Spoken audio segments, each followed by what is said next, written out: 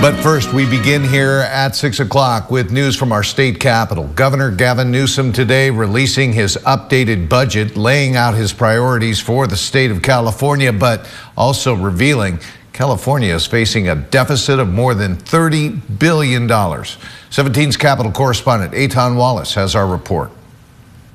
Well, here it is. This is the governor's updated budget summary, all 132 pages of it. It's a budget the governor says will benefit California, but one he acknowledges comes with a multi-billion-dollar deficit that could lead to some tough decisions ahead.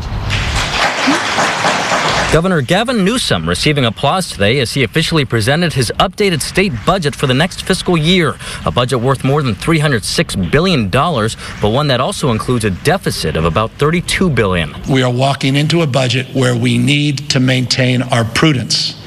And we need to prepare not just for the short term, but the medium and long term. Newsom says the deficit increased by more than $9 billion since his initial budget presentation in January due to factors outside of California involving the national economy. As interest rates increase and inflation stays high, California's top earners who provide nearly half the income tax revenue for the state have raked in less money. Less money for them means less tax revenue for California. This was not an easy budget. To close the deficit, Newsom put forth several proposals, including new efforts to borrow money, a call to delay spending on some projects, including the foreclosure intervention housing prevention program, more than $3 billion in what's known as trigger cuts, meaning cuts that could happen if the economy does not improve, and then a proposal for actual cuts, including reductions to a small portion of the middle-class tax refund program and a reversion of unspent funds within the CalWORKs public assistance program.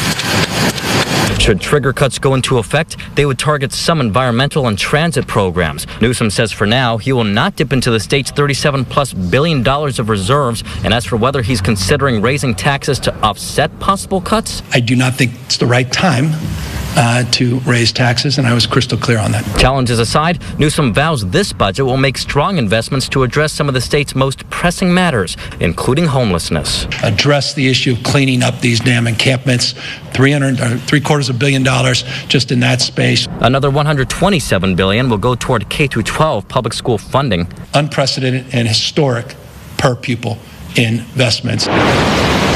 And then there's $500 million for flood control amid this winter's record storms. Keeping them safe from floods, we do recognize the immediacy situationally. And speaking of those storm emergencies, they resulted in the government pushing back the tax deadline to October for millions of Californians, meaning the state will not know its total revenues until then. Republicans say that's why it's crucial as the governor begins to negotiate his budget with the legislature, he makes sure the state spends only within its means. These things require us to be fiscally responsible, and we need real fiscal responsibility, not rhetoric.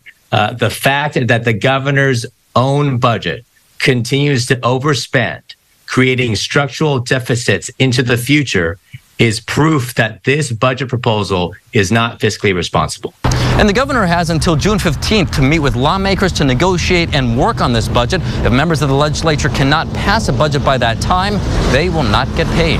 Reporting at the state capitol, Eitan Wallace, 17 News.